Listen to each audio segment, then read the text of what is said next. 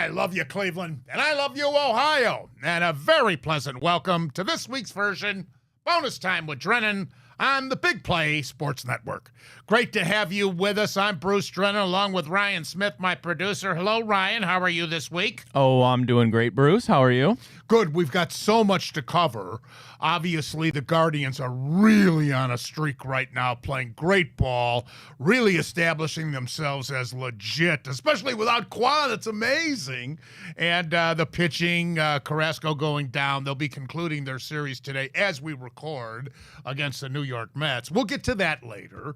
Also want to cover the NBA playoffs, even with the Cavs being eliminated. The PGA Championship, I want to go into that. My goodness, it was historic in a lot of different ways, and certainly the Preakness as well. But I'd like to start off in this first segment today covering the Browns' schedule. And joining us is Matt Fontana of the Matt Fontana Show here on the Big Play Sports Network. How are you, partner? Good to see you again. Always great to see you, Bruce. Like you said, PGA was so much fun this past weekend. Guards, I just bought tickets for my first Guardians game of the year. We're taking the kids. I'm super excited for that. So sports world's on fire right now, and for people that love baseball and golf like you and I do, it's a great time of the year for sure. It certainly is, and the summer is just beginning, so it's going to do nothing but get better for all of us. All right, I do want to dive in with you, Matt, and I know you've been talking a lot about it on your show. This is first opportunity since the schedules were released. We knew who the opponents would be, but now we have the actual schedule. As I look at the Browns' schedule, let's put it this way. By my surmising the four teams in our division, I believe the Browns are going to play 11 legitimate playoff contenders. Pittsburgh will play 9. Baltimore will play 11. And Cincinnati will play 9. And that makes sense because you have the two teams, obviously Cleveland and Baltimore, advanced to the playoffs. Not that Pittsburgh didn't, but nonetheless. I think that the Browns have an excellent opportunity to establish a good enough record in the first half of the season because, in my opinion, they better, because after the bye week, outside of New Orleans, it gets brutal, Matt. Yeah, especially the end 4-game stretch where you got Miami, you got Kansas City, you've got Baltimore again. I mean, that is going to tell exactly where you're going to play this out. Are you in the AFC North Championship battle? Are you battling for a wild card team? And there are some of the unknowns like Jacksonville. Are they going to show back up? They still have Trevor Lawrence. Like, a lot of the metrics that I looked at, Bruce, was the Browns have one of the hardest schedules in football. And if you want to look at it from what teams did a year ago, which a lot of people do, it's really hard. One of the things that I really like to look at is exactly what you did there. I want to know what these teams are this year, right? What are these teams going to be this year? And one of the analytic tools, one of the websites that I checked, they had the Browns with the third hardest schedule in the NFL based on projections for this season. You assume Cincinnati is going to be a 10-win team. You assume some of these teams are going to get better, and it doesn't get easy. You know, you talk about that stretch right after Dallas. You have 4 games there. You need to go potentially 4-0 or 3-1. And as you ramp up the season, as you try to ramp Deshaun Watson back up, you see you have a great test against Dallas to start. Then you get that little 4-game stretch after that you believe are winnable football games. You better, because if not, you might be getting into October feeling like we're behind the 8 ball already, losing grip on the AFC North Championship. Obviously, is the easiest way to get to the playoffs. But I also expect this to be a real dogfight for the AFC wildcard teams. Yeah. You project the Jets. Are they going to be better with Aaron Rodgers? You think so? Okay, you plug them in for wild card. Is Jim Harbaugh going to be able to turn the Chargers around that quick? Is Miami, like, out of just the AFC East, there could be 3 playoff teams there between the Jets, the Dolphins, and, of course, the Buffalo Bills. In our division. And our division, too. There's teams that all 4 of those teams in the AFC North feel like they're going to make the playoffs. Now, again, you laugh a little bit about Pittsburgh and their quarterback situation, but they've made it with worse. They've made it with worse quarterback play. Well, why laugh? I gave them, Ryan knows from a previous show, when they made those moves, I said, boy, here they're making the playoffs with nobodies at quarterback. Yeah. Now they go out and they get Wilson and Fields, and they're going to have a battle in camp as to who's going to be the first stringer, since obviously the Bears went in a different direction, so Fields was expendable. But no, I totally agree. I mean, the Dallas, and even though that game's at home, that will not be an easy game. No, Micah Parsons out the gate when you don't know who you're right. I mean, again, we assume Jack Honka, but you're going to have changes on the offensive line. No Bill Callahan. Watson coming off the injury. I mean, I didn't want to see Micah Parsons week 1. That's just me. I would rather seen him later. Right. Dallas has been an underachieving team for many, many years, including last year. I mean, you go to the Romo era, and I mean, come on. They never made it to the Super Bowl. So there's a team that I would think is going to be a very difficult opponent coming out of the gate, even though we get them at home. At Jacksonville in game 2, there's another team that I think really has to prove themselves, because let's go back 2 seasons ago when Jacksonville under Trevor Lawrence, they got rid of Urban Meyer. That was the biggest positive they for them. Then they make the playoffs.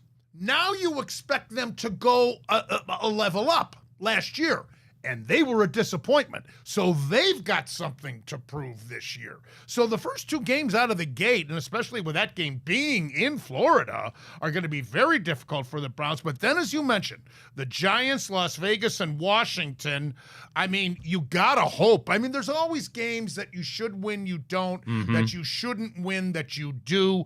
But those 3 games, after the first 5, I got to say it worse, but preferably 4-1, Matt. Yeah, I agree with you. And especially, again, Jacksonville, I'm a big Trevor Lawrence guy, so I think he's going to continue to improve. They've had some retooling of their offense a little bit, and a big pressure year for Doug Peterson. And the same thing, Bruce, I completely agree with you. Every football season, you're going to win a game you shouldn't, and you're going to lose a game that you shouldn't. And is that one of those ones? Do you trip up against Vegas? Do you trip up against Washington?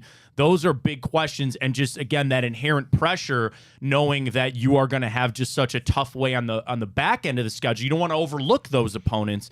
I think the positive, you don't have to go overseas. You don't have any international games to kind of screw you up here for the Browns. There was a fear of that. Very much so. Everybody thought we were going to Brazil, London against Jacksonville. That's not the case.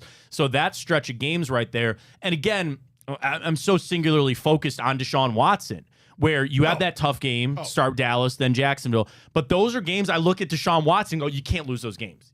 There's no way that you can lose those types of football games with everything that's going on, with what you think this season's going to be for him. It's going to be really hard to do. I want to get into Watson, but let's reserve those opinions here for a little bit and continue to dissect this schedule. After those first 5 games, it gets a lot tougher because we're at Philadelphia, home to Cincinnati, and don't think that the Bengals won't be back. I thought they had a very good draft because they addressed protection for Burrow, and that's a key. Always, that's a key.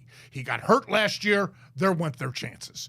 But he's back, and he's going to be healthy. And we know what he's capable of from Athens, Ohio. So they're going to be right back there.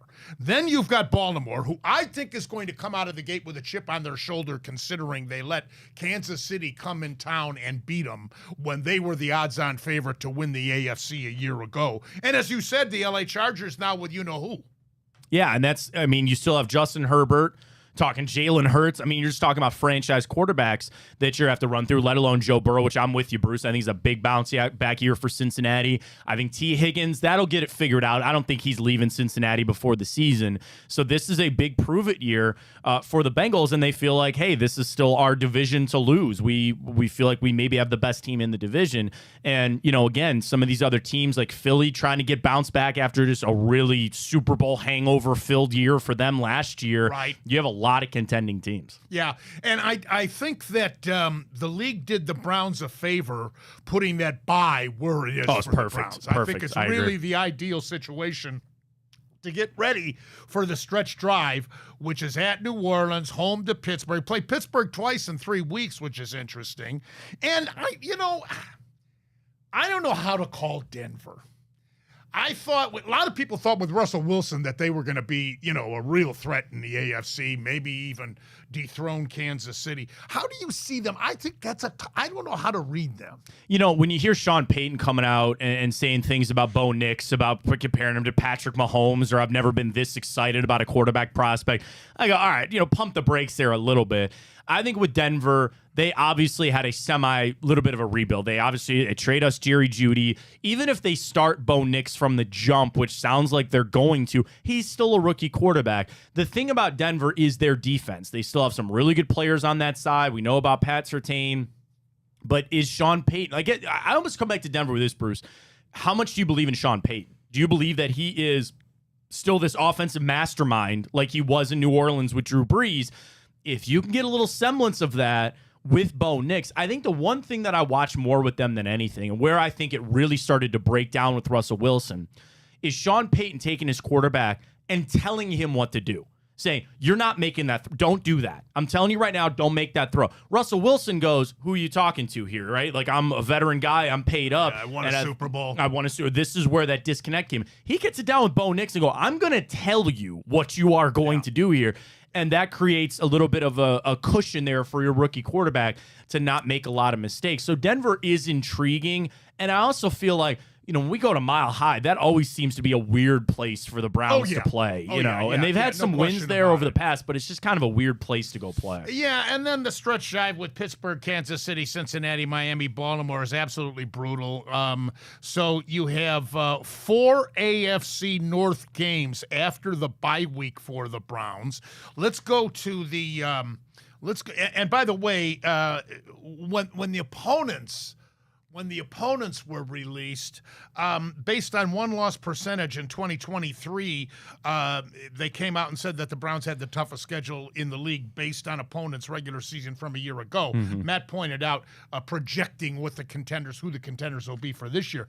Pittsburgh has all their AFC North games after their bye week, which is at the end of October, beginning of November. I find that very interesting. Well, not only that, Bruce, I'll give you one. I'm glad you brought that up.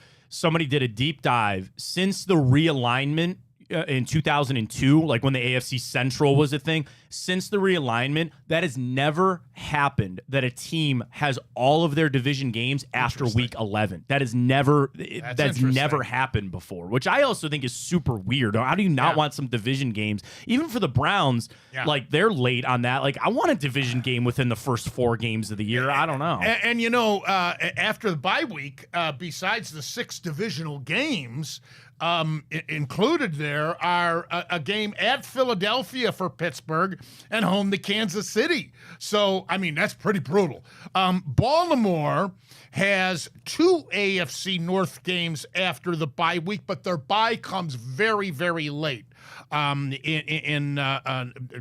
between November and actually beginning of December, which is very late. That's not an ideal time for their bye week, but they have 2 AFC North opponents after the bye. And Cincinnati has 3 after their bye, which occurs right around Thanksgiving time. So there you have that. Now, let me throw out some tidbits here before we get to Watson. The AFC North will be playing the NFC East this year. So those are all common opponents for our competitors in the AFC North. But here's one for you. Cleveland at Jacksonville, at New Orleans, and home against Miami. Cleveland is the only AFC North team to play those 3 teams. Meanwhile, Baltimore, only AFC North not to play Las Vegas. Cincinnati is the only AFC North team to not play Denver. Everybody in our division is going to play Kansas City. Pittsburgh is the only AFC North team to play at Atlanta, at Indiana, and home to the New York Jets. And don't get confused that I'm just pointing out who's home and who's away. These teams are, these teams I'm pointing out, the other teams don't play them. So Baltimore is the only AFC North team to play Buffalo. They get them at home, at Tampa Bay, and at Houston. That's pretty brutal. Yeah. Cincinnati's only AFC North team to play home against New England, at Carolina, and at Tennessee. So breaking it down that way, Matt, I think definitely Baltimore has the toughest of those non-divisional opponents. Yeah, like they're kind of almost like the wild card. So the way that it's set up, where you play the team that, obviously the whole AFC North, like you said, plays the NFC East, and then we all play the other division. But then it's about who finished in your spot in your division across the AFC, and then you get that pseudo wild card NFC team. When they added the 17th game, you have to play the team that finished in the conference the same spot as you on the NFC side of things. So that's where the better teams have to play better teams. Usually that's how it goes. So that's where you talk about Baltimore, who won the AFC North. They have to play Buffalo. They have to play some of these other really, really good teams. Tampa Bay with Mayfield. Right. That's how they want it to be. How will he be this year? He got his contract. They got Mike Evans back done and underneath. So it's and then Houston is no slouch, obviously. Right. And I'm watching Tampa a lot too with Baker. They lost Dave Canales, their offensive coordinator. He's now in Carolina as the head coach. Yeah. That's something that I'm keeping a real eye on. And with Houston, them of course, defeating us in the playoffs with Stroud, and so that'll be very interesting. Sophomore slump for them. I mean, that whole team, you never know. They've never really been there before, right? Comparable to what Jacksonville after they made the playoffs with Trevor Lawrence, and we'll see how that goes. So overall, it still comes down to every given Sunday, whatever. But the Browns have a Thursday night game on November the 7th at Baltimore. That won't be easy. Then we have a Monday night game on December the 9th at Dallas. Oh, no, I'm looking at Cincinnati. I beg your pardon. Where's the Browns? I got them here. The Browns have a Monday night game, a Thursday night game, I should say, on the 21st of November against Pittsburgh. That's home. They have a Monday night game on December 2nd at Denver, and a Thursday game on December 19th at Cincinnati. Pittsburgh has a Monday night game in late October against the New York Giants, and they got to win the games that they're supposed to win because of the concluding schedule that they do have. The Thursday night game on November 21st, which is here in Cleveland, and a Saturday game on December 21st at Baltimore. Baltimore has a Monday night game at Tampa Bay in the third week of October. A Thursday night game against Cincinnati on November 7th. That'll be a key game. A Monday night game on November 25th at L.A. Chargers, and a Saturday game on the 21st against Pittsburgh. Finally, Cincinnati with a Monday night game early in the season in September against Washington at home. They get a Thursday game at Baltimore in the first week of November, and they get a Monday game at Dallas in December, and also in December, a Thursday night game against Cleveland. Interesting, too, that Baltimore will be playing on Christmas Day, Matt, at Houston. The Pittsburgh Steelers will be playing on Christmas Day against Kansas City. And then those two teams supposedly are going to then flip, right? Because they got to play Wednesday and then Wednesday again. They're just going to take those four teams and say, all right, you play Team A played Team B, Team C playing Team D, and now we're going to flip. B is going to play C, A will play D, and then everybody gets their home game to play it on out around the holidays.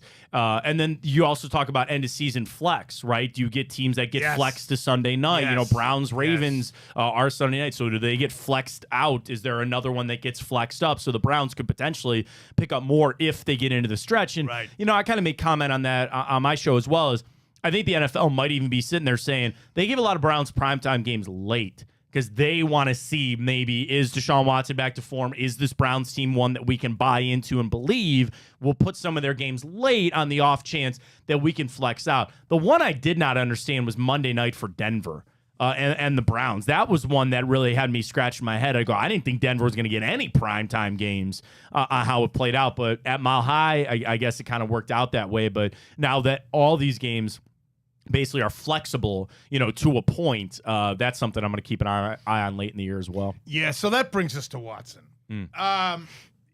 this is the toughest division in the NFL, the AFC North. I'd argue that with anyone.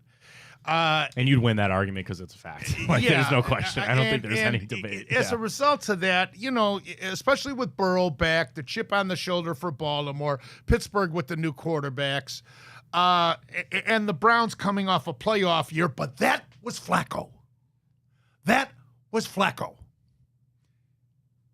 Now Watson, and we've discussed this on the show, he must exceed what Flacco accomplished. Because, as I say, Matt, that clock is ticking. Mm-hmm. This is the third year of his 5-year contract.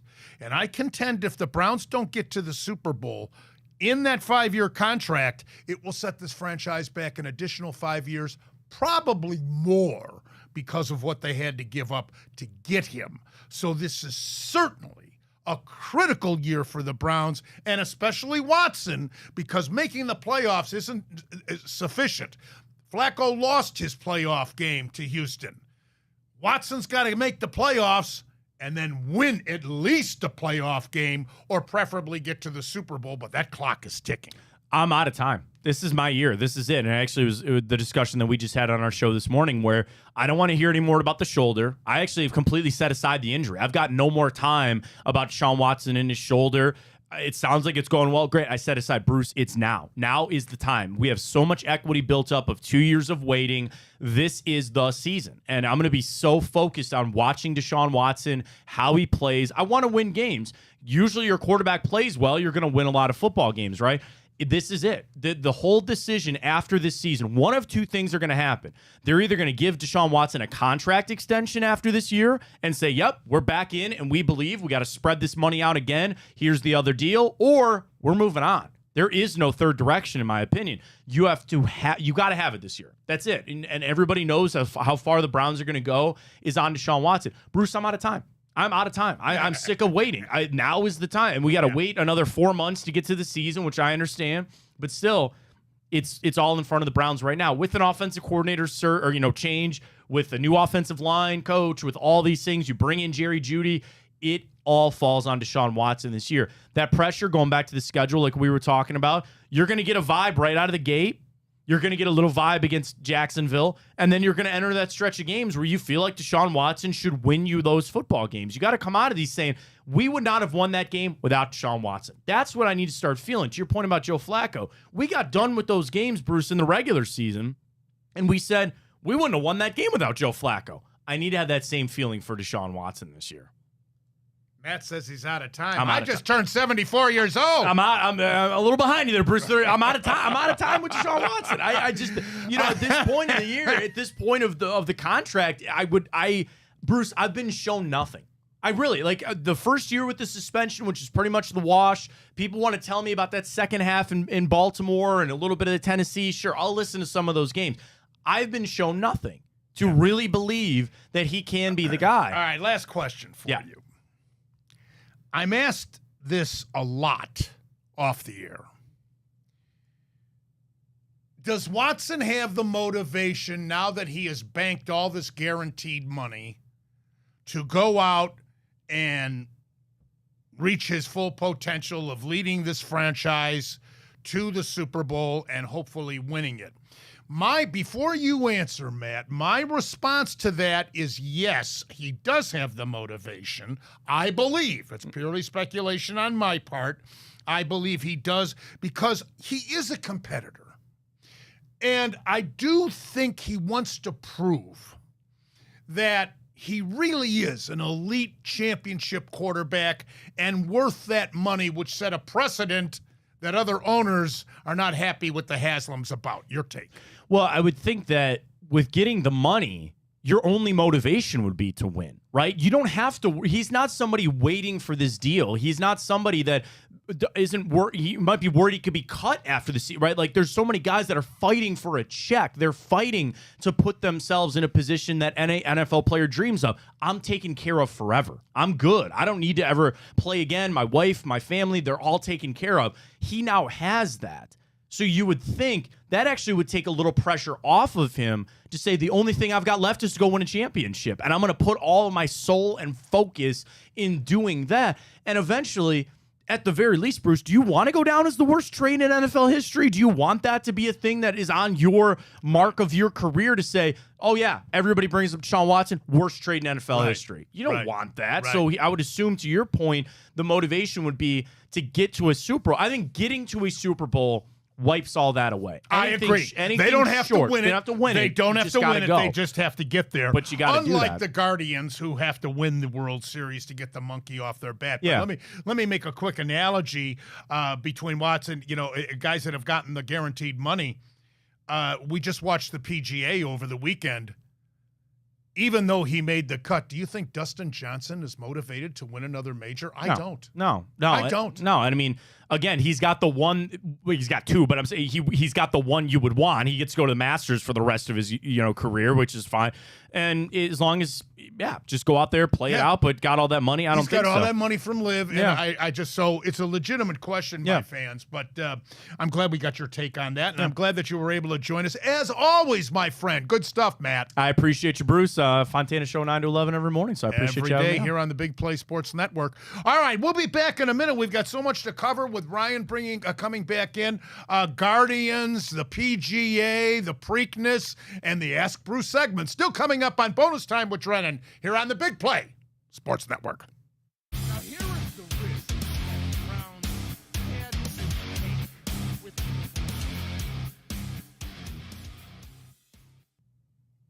Our thanks once again to Matt Fontana, our partner here on the Big Play Sports Network. Welcome back to Bonus Time with Drennan, as we now have several topics to address. But before we do, Ryan, any take on my exchange with Matt about that Brown schedule and Watson? Yeah, well, just talking about Watson, I mean, it's crazy to think about the potential paths next year that the Browns are going to be going down, because path A, which we all hope happens, is Deshaun Watson actually returns that record-breaking contract and he gets us to at least, the AFC Championship. That would be nice. Super Bowl, of course, is the ultimate goal. Or you have option B, which is also, unfortunately, a reality that could very well happen, is he does fail again, whether that's he doesn't play to the standard again, or another injury happens. And the unfortunate reality is you don't have time to nurse that injury and hope he comes back, because the clock you mentioned is ticking. Now, obviously, we hope option A happens, but it's real. Option B can happen. And we're going to be going into next year's draft with the first, potentially maybe looking at another quarterback, which is an absolute doomsday scenario. But it really is possibly one of those two ways it's going to go down. Browns could finish first or last. Absolutely. In this division, first or last. All right. The Guardians' David Fry does it again. Yes. Does it again. After Fry homered and had 3 hits against the Twins a couple of days ago, he delivers with his first career pinch hit home run, enabling the Guardians to beat the Mets again, 7-6, the final score yesterday. In the 15 games leading up to last night's game, Fry is hitting .385 with 3 homers and 10 runs scored. He blasted his homer last night against Mets reliever Jake Diekman, who proceeded to throw the water cooler in the Mets dugout against the wall in disgust. Thank God he didn't hurt anyone or himself. Think about this. Fry had to fight like crazy to make this team out of spring training. And Xavier Curry was called up to replace Carlos Cookie Carrasco, who was placed on the 15-day IL neck injury for Cookie. Too bad, too, because I'm sure that he would love to have pitched, very much so.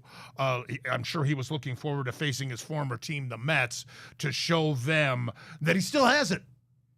Yeah, Bruce, I have been consistently pounding the David Fry drum for months now. I'm telling you, that dude consistently delivers. You go back all the way to the beginning of the season. I remember it. He hit the 2-run shot against the Oakland Athletics that were our only runs that game, I believe. He won us that. You go back to a pivotal against the Twins, not this first time, but the time before that. He hit, I believe, another 2-run shot. Then they came home. He hit one off the wall that led us to win in extra innings. He has been consistently great, Bruce, and it's been awesome to see. And he's actually starting to, today's game hasn't tipped, or first pitch, I should say, hasn't been thrown yet as we're recording, but certainly he's becoming a player that the Guardians know they can count on when they need. Curry, along with Sandlin, Hinches, Gaddis, Barlow, Heron, and closer Emmanuel Clase held off the Mets for the victory. Clase recorded his 15th save of the season, and the Guardians have now won 5 in a row, 8 of 10. They're 17-6 at home. And by the way, former Indian star Francisco Lindor, who signed that multi-mega million-dollar contract with the New York Mets, has 7 home runs and 23 RBIs this year. But get this. He's hitting 198. You know, they talked to Francisco Lindor before the series against the Guardians, and they asked him, what did he miss about Cleveland? And he said he missed winning. And, it goes back to the old adage, money can't buy wins, and the Mets are certainly a prime example of that. You miss him?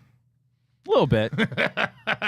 Guardians will conclude the series and the homestand against the Mets with a day game here as we record on Wednesday with a 1:10 start. Getaway starting time this afternoon. Jose Quintana against Tristan McKenzie. The Guardians that head on to a West Coast trip starting Friday versus the LA Angels and then on to Colorado for 3. The Angels are really in a state of disarray following the injury to Trout. He's not due back till July either. So before returning home on Friday, May 31st, to start a homestand against Washington and then second place Kansas City. That will be our first meeting versus the Royals this year. The Guardians enter today's action 32-17 and a 1.5 game lead over the Royals. Minnesota has now fallen 6.5 back and Detroit 8.5 behind the Guards. So looking awfully, awfully good and playing really good ball, and especially without Quan, Ryan. Yeah, you mentioned the Angels coming up, the Rockies, and Washington. Those are 3 series right there the Guardians are very capable of winning. And in fact, I think they'll be favored to win the series. And that's a great opportunity to pick up some more fat, get your lead expanded before you go into that first series against the Royals. The Royals, very true. Who have been very impressive. And in fact, I think they're off to one of their best starts in franchise history through the first 40 whatever games we're at. They've had some great teams. And they still managed to be a game and a half right now behind the Guardians. Going back to the George Brett days, let alone most recently when they won back-to-back pennants and won of the World Series. But, be careful of that because we lost 3 out of 4 in Chicago against the lowly White Sox. We sure did. The AL East, New York has overtaken Baltimore with a game and a half lead with their 33-17 record. The West has Seattle 27-22. That's a 3-game lead over Texas, who's 24-25. And don't look now. But Houston is 22-27 and only 5 games out. They're very lucky. They're in this division when nobody is clearly running away with it or establishing themselves as a clear-cut favorite with a very good above 500 record. They're lucky for that, but they're only 5 games out. That's nothing for a team that is as talented as they are. Going to the National League, Philadelphia 35-14, and wow, that blows me away that they've already built a 6-game lead over the Atlanta Braves. Hello. Yeah, it is a bit shocking. I certainly assume Atlanta's going to catch some ground here, but the Phillies have been absolutely impressive. I mean, Bryce Harper's looking back to form like Bryce Harper, and Suarez, I believe, is he 9-0 now? Yes, I think he might be 10-0. Might be 10. Even better, but they are absolutely killing it right now, and they're definitely, I think, right now the favorites to win that East. Interesting race, I think, all season long in the National League Central with Milwaukee leading barely by a game and a half over the Cubs with Craig Counsell, the former Milwaukee manager, now managing the Cubs on the north side. And the National League West, the Dodgers clearly running away with a 33-18. See, there's an example. If you had a team in that American League West that had established even a record like the Guardians have, 32-17. I mean, my goodness, Houston would be in a lot worse shape. So there you have our Major League Baseball coverage. All right, let's move to the NBA, where the Cavaliers were eliminated in 5 games by the Boston Celtics. They weren't swept. Thank God we weren't swept. We won that game 2 in such an impressive fashion, but with no Mitchell, you knew it was inevitable. And last night, Boston established themselves with a overtime victory. It was hard fought. I was actually surprised that Indiana prevailed against New York, especially with the last game in New York, Ryan. Yeah, New York similar a little bit to the Cavaliers, an abundance of injuries, especially to their big men. Yes. And Indiana Pacers, you can say what you want about their defense. They're obviously not good, but they have their style of basketball, and that's fast break. I can put up 120 points on you. Listen, you can put up 120 points too. Our goal is to outscore you. And they've done that throughout the season. They've done that throughout the playoffs now, and they're putting themselves in a great position against Boston. And you go to that game 1, they put up again. I don't think they scored for like the first 5 minutes, and they still managed to put up 120 points. It is a complete opposite of the Cavs in that sense, that the Cavs were struggling to put up just 100 points, and the Pacers can do that in literally 3 quarters, Bruce. Celtics got very lucky that they got that win, because I know the Pacers are upset because that was probably their best chance to steal one in Boston, and they let it slip away. Yeah. And they're the number 6 seed in the East, too. Keep that in mind. But Tatum, 36 points, 12 boards. Holiday, 28.7 rebounds, 8 assists. And Brown, 26.7 and 5. So they take a 1-zip lead over the 6 seed Indiana Pacers with an overtime 133-128 victory. Meanwhile, Dallas and Minnesota will get their series underway tonight. Interesting that Dallas is the number 5 seed. Minnesota is the number 3 seed. And I like Minnesota. You dethrone the defending champions. That says a lot to me. It is very hard to pick against the Timberwolves, given that they did just beat the Nuggets, the defending champion, with the best player in the world in Nikola Jokic. Now, it comes down to truly how far can Anthony Edwards lead this team, because he's slowly blossoming into the face of the NBA. I don't think it's a question anymore that he's a top 5 player right now in the game, arguably the best at his position. Now, it's going to come down to, 1, Luka. He'll have an argument for me that he's the best player in that series, but Anthony Edwards can make that argument as well. I'm still going to go with Luka being the best player in this series. I think Kyrie has another great series, or bounce-back series, I should say. And then again, I think maybe an emotional high for the Timberwolves. You go to 7 games against the best team last year, and now you're coming back home and your first conference finals game in over 20 years. I'm going to go a little bit with a more mature group in the Dallas Mavericks, and I'm going to take them to win that series, Bruce. Interesting. All right, let's get to the PGA Championship, where the Xander Schauffele finally broke through. And he's been in contention in majors before. He's always I don't want to say found a way to lose, because he's been overtaken, or he'll just make a mistake, a bogey on a hole at a critical time on the back 9 in a major, but not this time at Valhalla.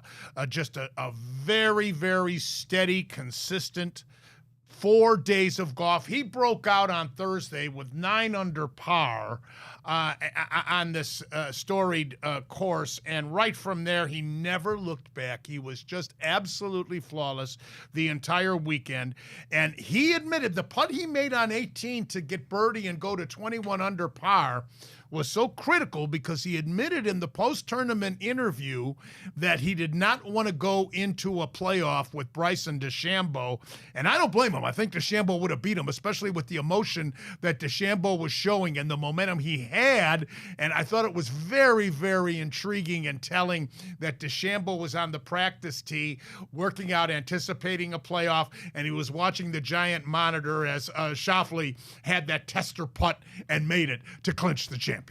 Yeah, what was an absolutely tumultuous weekend, and I'm sure we'll get into it with Scottie Scheffler getting arrested. I mean, what a start. And then the weather, the delays. I mean, it was an absolutely tumultuous weekend, and then led to a great Sunday. I believe you had 5, 6, or 7 golfers within three strokes of each other going in the final day and Sunday.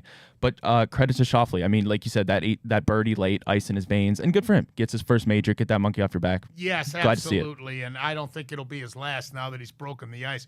Now you can say Victor Hovland is in the same boat as Schauffele was before he accomplished this championship at the PGA, because how many times have we seen Hovland in the last couple of years be in contention, going down the stretch in a major and faltering for one reason or another? And that's exactly what happened the other day.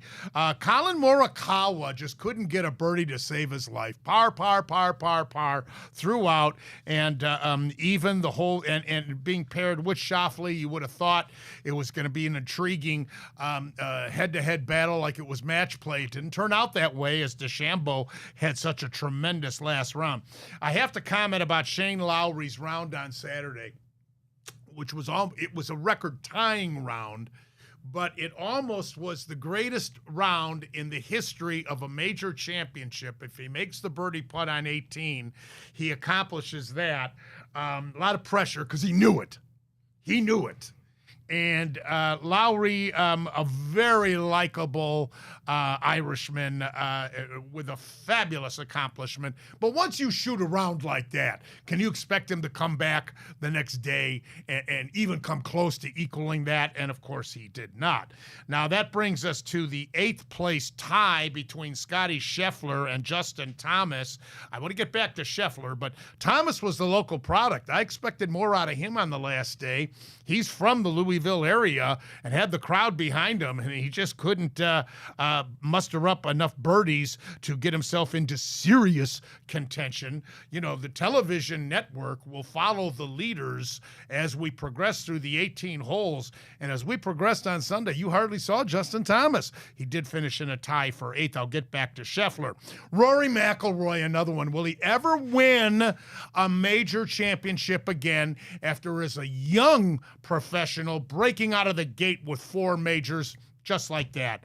And of course, he won the PGA at Valhalla, 10 years ago? So McIlroy couldn't get in. Brooks Koepka from Liv finished 26, had a very good round on Saturday, but Thursday and Friday is what cost him.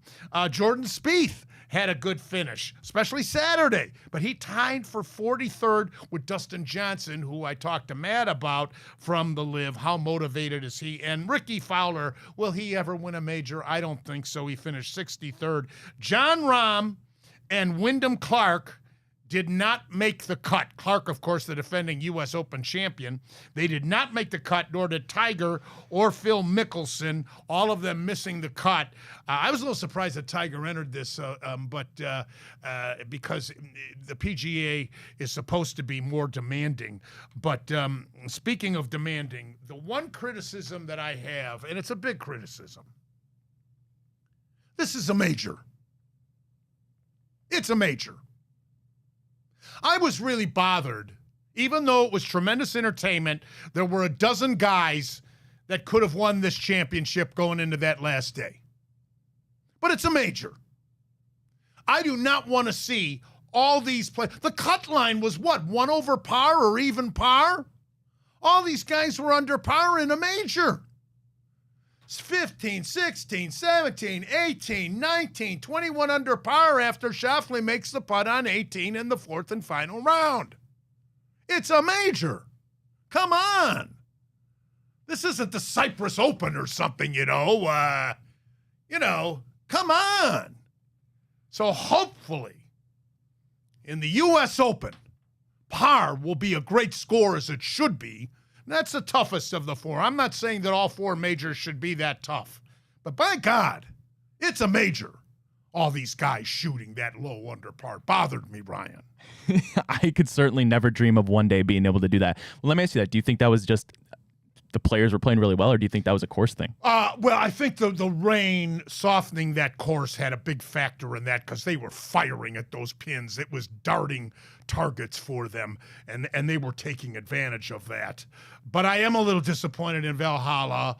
I thought the greens would be a little faster. I thought the rough. I can't believe as thick as the rough looked that they got out of the rough as successfully as they did.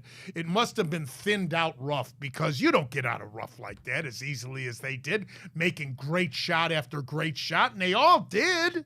So that really bothered me. But the U.S. Open is coming up at Pinehurst number 2 on June 13th through the 16th. Wyndham Clark is the defending champion. As I said, he didn't even make the cut.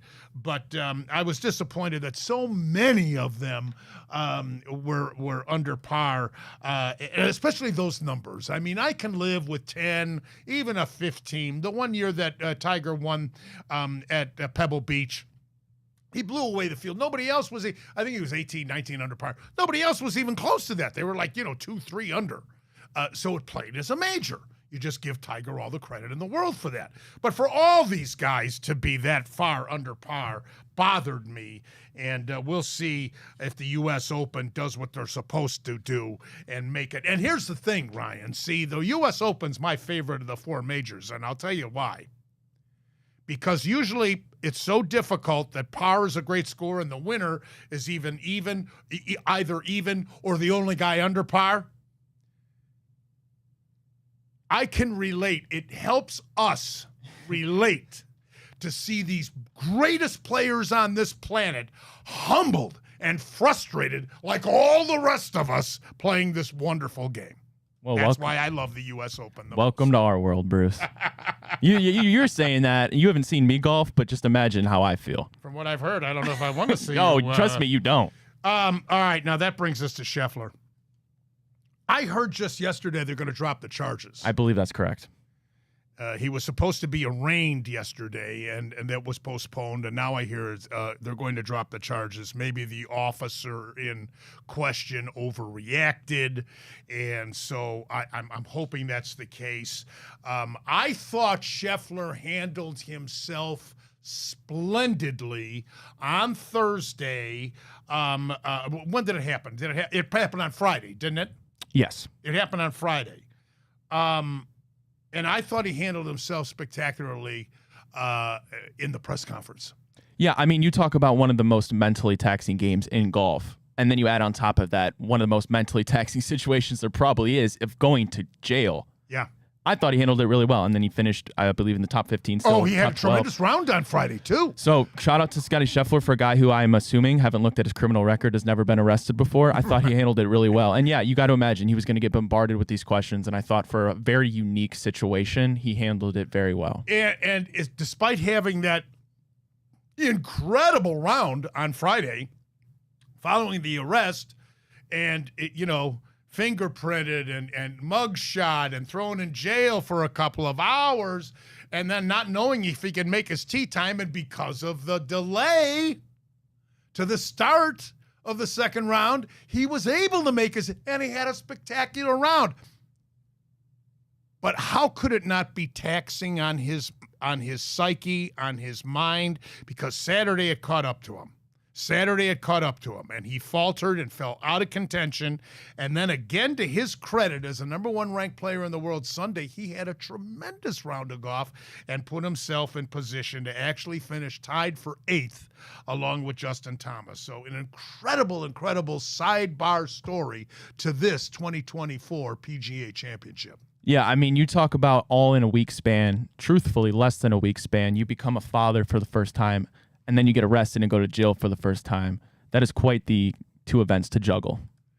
Well, the Preakness was staged over the weekend. We're not going to have a Triple Crown horse for this year anyway. We'll cover that, and it's the Ask Bruce segment next on Bonus Time with Drennan here on the Big Play Sports Network. Now, here is the risk that Brown had to take with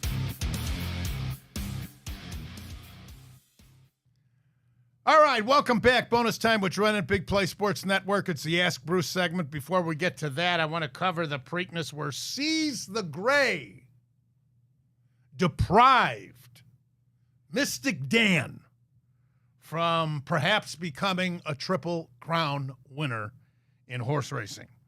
It was Seize the Gray with 88-year-old trainer Dean Wayne Lucas, 7th Preakness victory for Lucas in his illustrious career, and even defeating Bob Baffert's horse, Imagination, who finished second to last. The real favorite was Muth, the other Baffert horse who was scratched.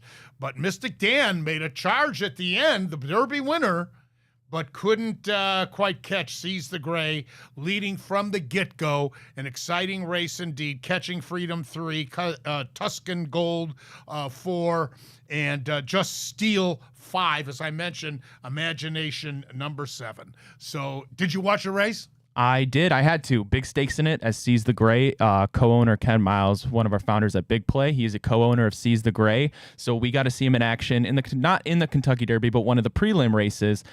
He didn't win that, but came close. And then to bounce back, take away the chance of that Triple Crown from Mystic Dan, was incredible to watch. It really was. I want to inform the fans that before the belt, now there's a 3-week duration between this Preakness and the running of the Belmont Stakes. And we're going to try to get Ken on the show before the running of the Belmont, because I believe unless something unforeseen happens, the ownership is intending on running Seize the Gray in the Belmont Stakes. So that will be staged in 3 weeks, and it is going to be shortened to only 1.25 miles because of construction at Belmont Park. The race has been switched to the Saratoga race course. So that will be in a few weeks. Saratoga, by the way, Seize the Gray has won from start to finish a race at Saratoga and finished third as a 2-year-old. These are all 3-year-olds, of course. So we can look forward to that. This was a muddy track, too. And Seize the Gray, that didn't bother him at all, Ryan. So congratulations to one of our founders here at the Big Play Sports Network for the success of his horse, Seize the Gray. And we'll cover the Belmont when it does approach. All right, Ask Bruce segment. Fire away. Alrighty, coming from our guy Andy. He says, hey, Bruce, aside from being on the call for Len Barker's perfect game, were there any other rare feats you witnessed in person at a sporting event? He said this can include your Cubs fandom as a kid. I saw the All-Star game in Chicago. I think it was 1962. It was when the major leagues were actually stupid idea back then. And Selig or Manfred weren't even the commissioner then. But they had 2 All-Star games every year for like 4 years in a row. It was ridiculous.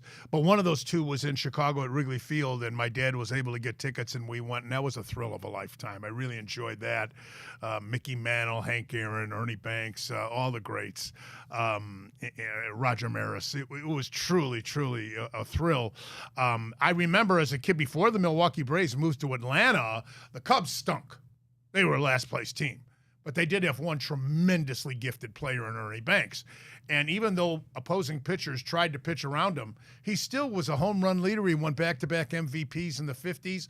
And I remember seeing the Milwaukee Braves come to Wrigley Field, and Aaron, would hit a home run, and Ernie Banks would get 2 in the game, and Joe Adcock would hit one for Milwaukee, and Bruton would hit one for Milwaukee, and Eddie Matthews would hit one for Milwaukee, and the Cubs would lose 11-9. So those were some of the fond memories of hitter-friendly Wrigley Field. But, when the Indians played the Cubs in the World Series, me originally being from Chicago, I was asked a lot, well, do you have you have mixed emotions about that? And I said, absolutely not, for many reasons. 1969, the Cubs broke my heart anyway when they blew the pennant to the New York Mets, the Miracle Mets of Tom Seaver and company.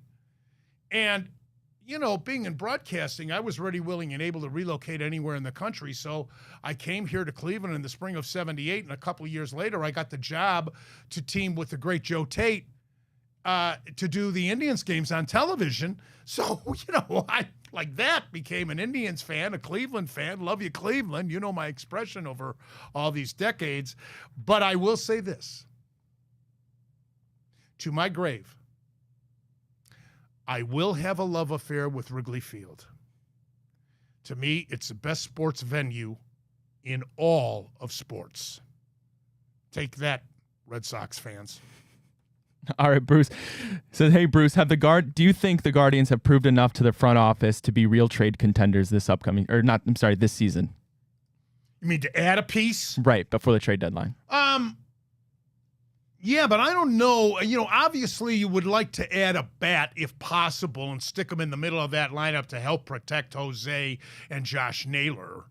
But I don't know what that would take as far as giving away prospects. We have such an enriched farm system, and I'm in awe of how they keep bringing up these kids, mostly pitchers, obviously, but nonetheless, bringing up these kids, what we would have to give away. But yes, absolutely, with the way we're going, because with our kind of pitching, and think we haven't had Bieber or Gavin Williams the whole year. Think of that. Yeah. It's truly amazing that this team is accomplishing what they are doing. And I'll tell you, I said it the whole offseason, and since the season started, the best off-season move that the Guardians made was keeping Carl Willis as the pitching coach to stand alongside Stephen Vogt throughout these games, and especially from the 5th inning on. Willis is one of the best pitching coaches in the big leagues, and to have him give advice to Vogt, who's a rookie manager, is just tremendously valuable, and I attribute a lot of the success to that pitching staff, obviously, this year, and that keeping Carl Willis. All right, we'll move here. The last one, go to the Browns. Hey, Bruce, what does a quote-unquote successful season for Deshaun Watson look like next year, in your opinion, and how far does he have to take them this upcoming season for you to have faith that he's actually capable? The record is immaterial. It's either winning the division or qualifying as a wild card, because I'll give them the benefit of the doubt. They can still get to the Super Bowl as a wild card. We've seen teams do that in the past. Baltimore, of course, won the Super Bowl that way. So the record doesn't mean that much to me. Whether we win the division, I want to win the division. As I said earlier, we could win the division. We could finish last. We certainly can qualify for the playoffs. We have the team to do it. We proved it a year ago. So the record doesn't mean it. But if we make the playoffs, we must win that first game to be taking it to the next level. As I said with Matt Fontana, if you caught our first segment, anything less is an underachievement for Watson and the Browns, considering Flacco led the team to the playoffs, got beat by Houston, yes. But now that we've got our feet wet and have made the playoffs, this is the 3rd year of Watson's contract, now the next step is to take it to the next level, which is at least to win one game or preferably more and get to the Super Bowl. But that clock is ticking. This is the 3rd year of that contract. All righty, Bruce. That's it for Ask Bruce. I want to thank all of you for joining us. Hope you enjoyed our show. Next week, we'll be back with another version of Bonus Time with Drennan here on the Big Play Sports Network. I'm Bruce Drennan. On behalf of Ryan Smith, you have a good one. Until then, as always, and most importantly, you remember, I love you, Ohio. And I